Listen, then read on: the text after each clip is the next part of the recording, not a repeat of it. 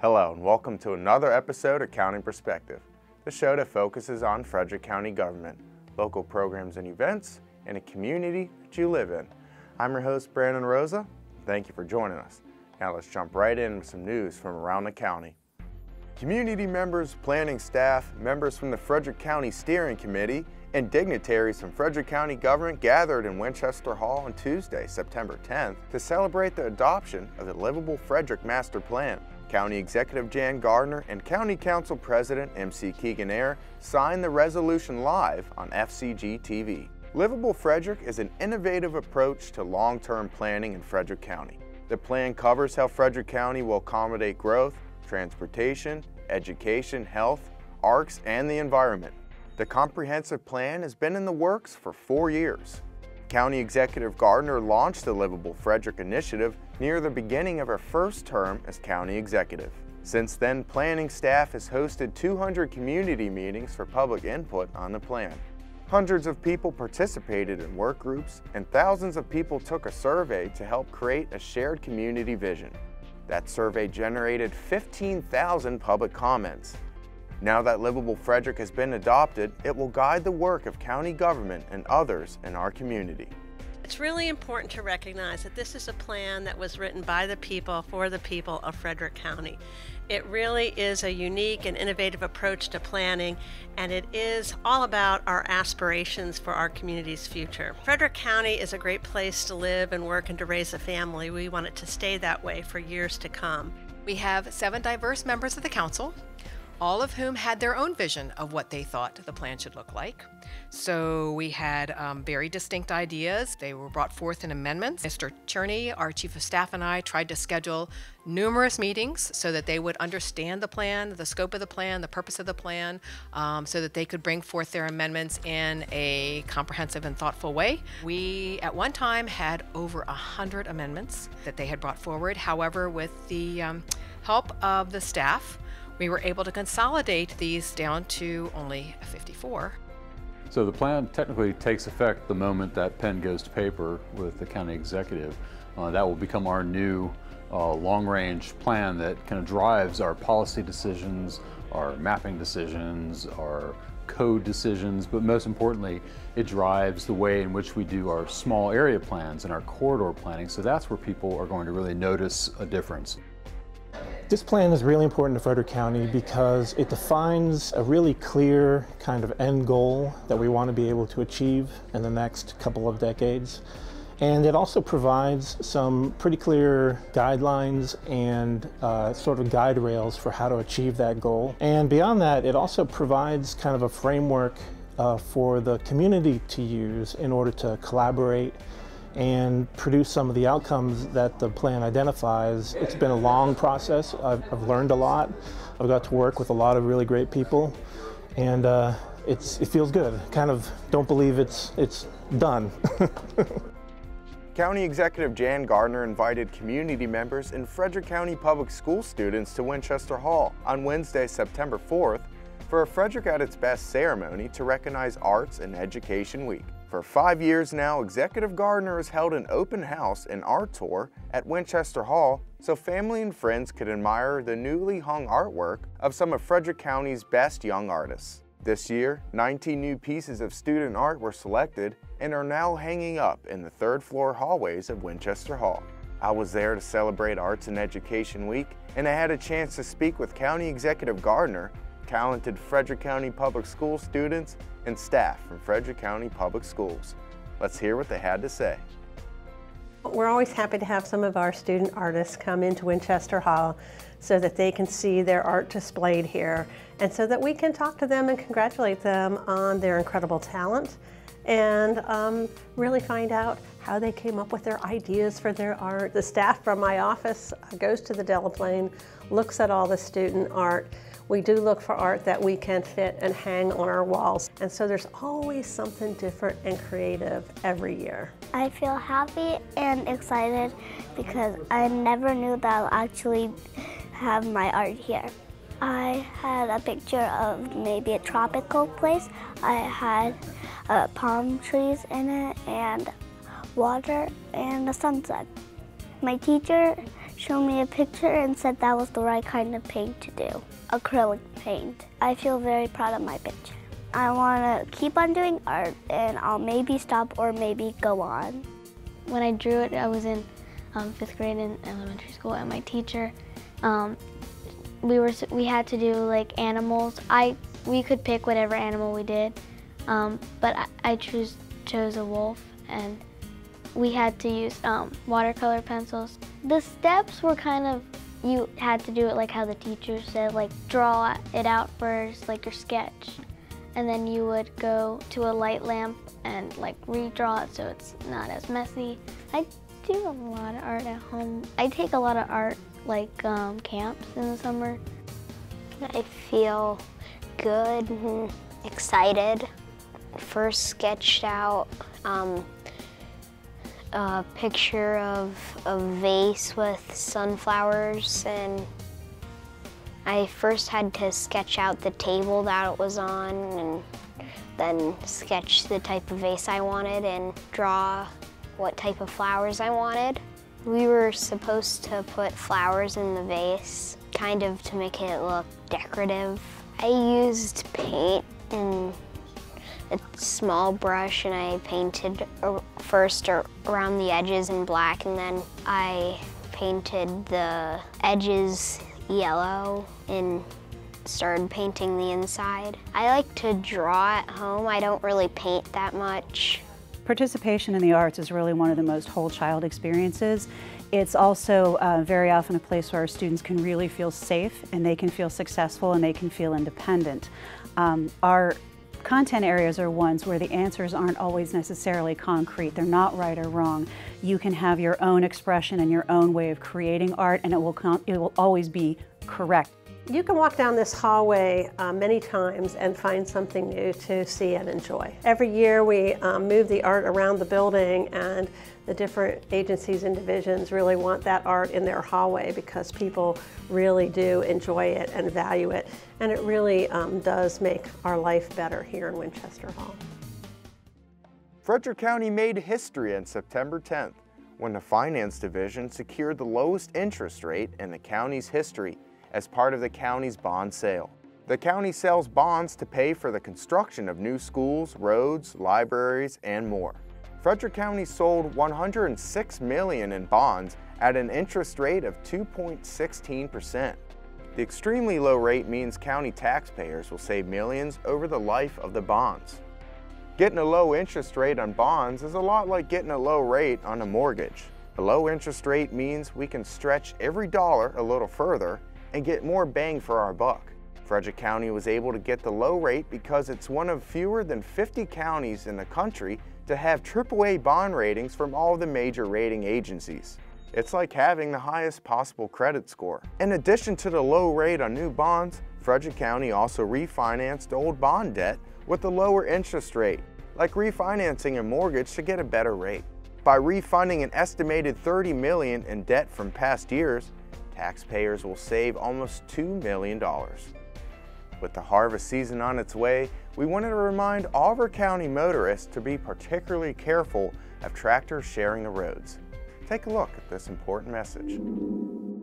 I've been here on the farm here for 62 years, and I've been farming the farm since 2000 on my own. I bought the farm from my dad at that time, but I've been farming with him hand in hand since I was about 12 years old.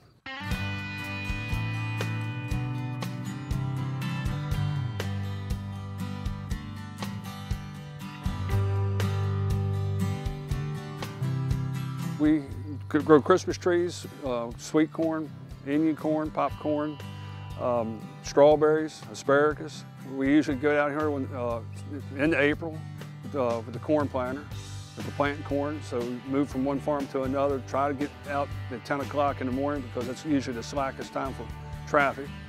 So farmers need to use the roads to get between different fields where they're harvesting crops.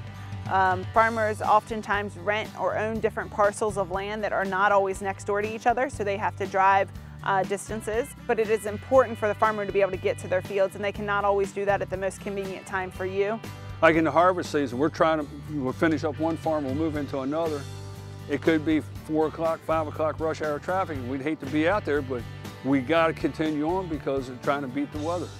The weather is the most optimal thing, like 2018.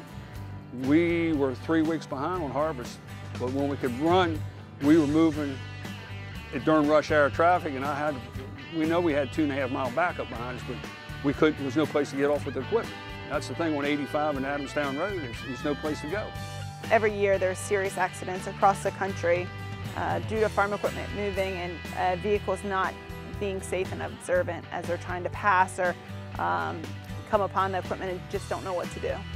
The thing is, we run a flagger in front of us. The flag lets you know that wide piece of equipment is coming. We've got flashing lights and headlights, that kind of stuff, but also on the tractor and orange flags. And so you got to realize that something's coming. You ease over to let a car come northbound, go by, but they think when the person's going southbound following you, he thinks that's a chance for him to make a dart around you. We can't be watching the telephone poles and protecting, trying to protect our equipment so we don't hit the poles or somebody else. Many of these pieces of equipment take up the whole road, so if you can pull off safely onto the side of the road, whether that's a shoulder or into the grass so that the equipment can pass, please be careful not to pass the farm equipment. You cannot see what is in front of the tractor normally because it is such a large piece of equipment. And it is not safe for you to do so with traffic coming the other way, as well as the farmer cannot always see you coming from behind. I know it's upsetting that you want to get home or get to work, but we're trying to get our work done too. And it gets frustrating when we can't move along to get things done. If we can't get done, it messes up our day about getting the crop in to try to beat the weather. We appreciate your patience. We are all just trying to get home to our families and get our jobs done safely. Be sure to stick around. We have plenty more coming up on County Perspective.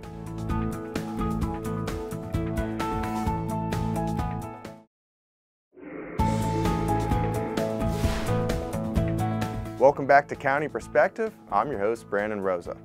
Now in a bit, we'll find out what's cooking in the kitchen with the Senior Services Division. But first, let's head over to the Animal Control Division and learn about this episode's featured pet.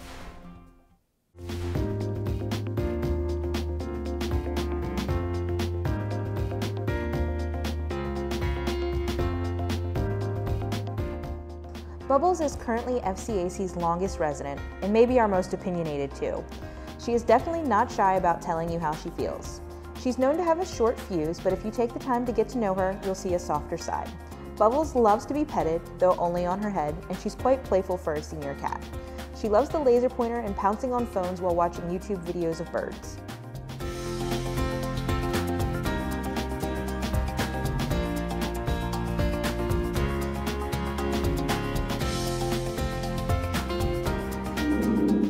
From time to time, the Senior Services Division likes to share a few of their recipes on our program. The goal of this is to create a meal that is both healthy and delicious. Let's see what they've got cooking this week. Hi, thanks for joining me today. As caregivers, we often have lots of responsibilities. One of those being taking care of our loved one's nutritional needs. Often an individual who is ill is not eating quite as well as he or she could, and we want to make sure that we're getting lots of good nutrients into that person, even if they're eating small quantities of food. These energy bites are just right. They're easy to make, they'll keep in the fridge for up to a week, and they're a grab-and-go snack that can tempt an individual who isn't eating quite as much as usual. To start making these protein balls, we're going to start with a cup of chopped dates, 1 cup of raisins, 2 tablespoons of flax meal. Flax is an interesting seed. It is an old grain that has kind of been renewed. It's high in fiber, it's high in protein, and because it's powdered, it can be added to a number of foods and you won't even taste it. The same with the 2 tablespoons of chia seeds that we're adding. We're going to grind those up. You won't see them, but they're adding a punch of protein and fiber. To this mixture, we're going to add 1/4 cup plus 2 tablespoons of coconut water. You could use other liquids. You could use just plain water. I like the coconut water because it adds just a very subtle taste. I'm using a really interesting measuring cup here because the measurement marks are on the inside of the cup, making it easier to read when you're standing and looking down. So we've got 1/4 cup, 2 more tablespoons. As you're making this recipe, it depends on the moisture content of your dates and your raisins. You may want to add a little bit more liquid just to make it a little less dense. We're going to put the top on our food processor. That went on easy. I usually have trouble with that. Set this aside and we're going to pulse this. Get your ears ready because it's loud. As you can see, it's blending together and it's going to form a kind of a pasty texture.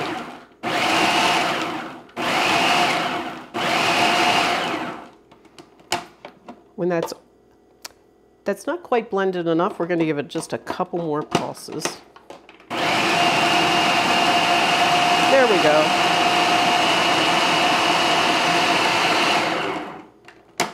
Pop our lid off. Let me show you what that texture looks like. Those ingredients have all blended together, pasty and very moist. To that, we're going to add a cup of dried cranberries. As you can see, this has lots of dried fruits. They're naturally sweet, so there's no need to add sugar or honey or maple syrup to these. We're also going to add 1.5 cups of oatmeal. Just get your scoop in there. If it's a little heavy, that's fine. This is one of those times when very precise measurements aren't really that necessary. And we're going to add 1 cup of nuts. I'm using pecans, but you could use pistachios, walnuts, whatever your favorite nut is. We're also going to add some protein powder to this. In this case, it's not necessary, but again, it's just adding a little more protein to our food. You want 2 to 4 tablespoons. If you're not used to it, you might want to go with just a little less. We're just going to use that scoop there. It comes in a variety of flavors. This happens to be vanilla, and it just adds a very subtle hint of flavor to the product. We're going to turn this machine on again and get everything mixed up well.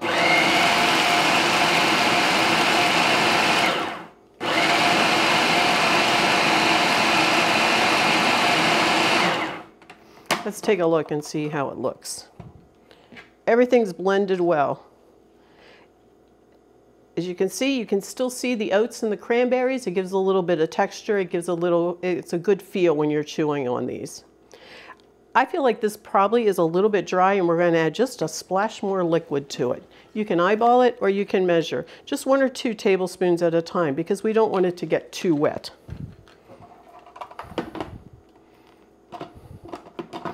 We need that moisture to help hold them together when we take them out.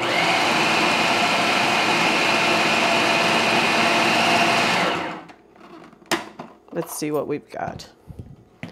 I like to use a scoop, but you could use your hands.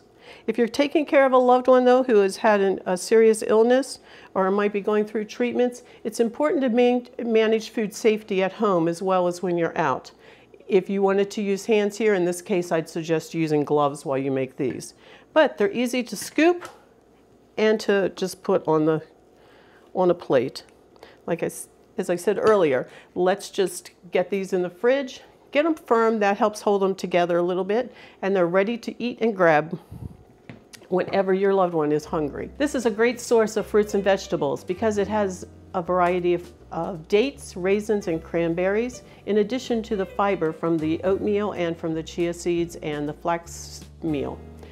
If you would like a copy of this recipe or more information about caregiving services, please go to frederickcountymd.gov/senior services.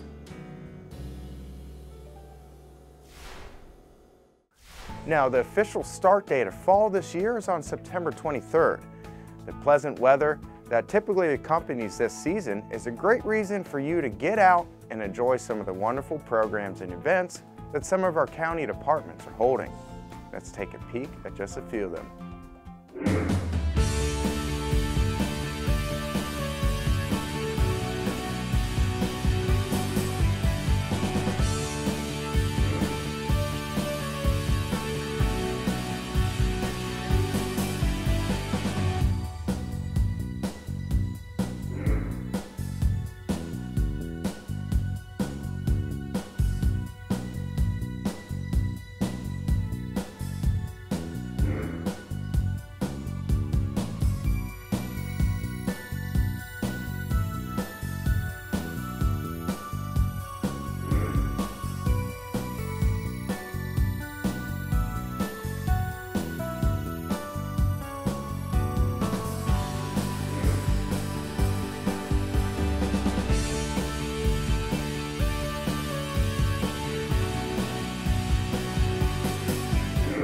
To find more events and programs, or for more information, log on to the county's webpage, frederickcountymd.gov.